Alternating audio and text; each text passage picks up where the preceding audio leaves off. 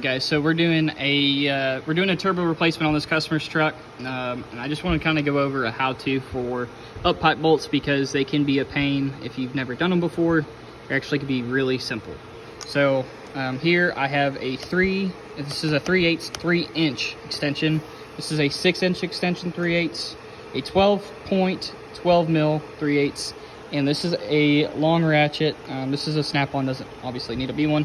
And then as well as I have a ratcheting wrench. This is a long neck.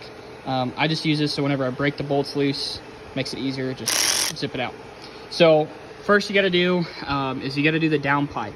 You gotta pull the heat shield off, and they can be a pain if you fight it and everything right. So best way to do them, there's these 10 mil bolts that are gonna be on the back of them. You have a couple of them, you have 3. And then as well as you have your 9th injector right here. So the 9th injector, just pop this off with a wrench, and then as well as your 3 10 mil bolts, and then pretty much just work it out. If you do have the EGR still in the truck, on the factory up pipe, what you need to do is pull, there's a heat shielding around that up pipe for the EGR on the riser itself. There's 2 10 mils, pull those 2 10 mils off, pull the little cover off of it. It'll make your life so much easier. And then as well, when you do that, you're gonna pull this heat shielding off. When that comes out, then you're able to do the down pipe. Down pipe, depending on what year model, you might have a 15.5, 16 is a 3-bolt flange, or 11 through 15.5 is a V-band on the down pipe. So just pull the V-band right here to me at 11 mil, or what I have right here, actually I don't, but these are these long sockets. Snap-on.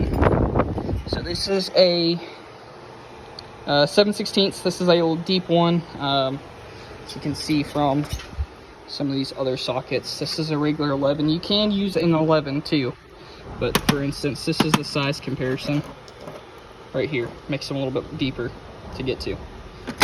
So after you pull those V-bands off, then you're able to remove the actual down pipe itself. On the down pipe, you do not need to take these sensors out. They will come out completely with it. Don't even have to touch them, just unplug them. This is on the driver's side of the firewall. 2 10 mils, pull the 2 nuts off, and you're good to go. Just kind of snake this down there as you're pulling it out. Don't get caught on anything, and go from there. And then on to the actual up pipes. So this is the driver's side heat shield. There is 4 10 mils that hold it on. I like to remove not remove all the way, but pull the nut off on the dipstick, move it back so it has some room to play with, so you can remove that heat shield, just so you have more room whenever you try to put your extension plus your socket on the back of it. Heat shield kind of fights you. There as well as a riser on the back of the block for the EGR that I have just pulled out for right now. It is a 12 mil and it has an O-ring. You just kind of wiggle it up and it'll come out. From there, after that is removed, that riser for the coolant and everything, I use on the passenger side 3 12 mil bolts. I use the 3-inch extension plus the socket plus the ratchet for on the passenger side down below. Then on the passenger side of the turbo, the 3, as well as I still use the 3-inch with the socket. Now when it comes to the driver's side, okay, I use this 6-inch extension with the socket behind there. You're able to get to every single one. It can kind of be a pain, but really it's not that bad whatsoever. Just come in down below, obviously on the passenger side, you're able to get to every single one.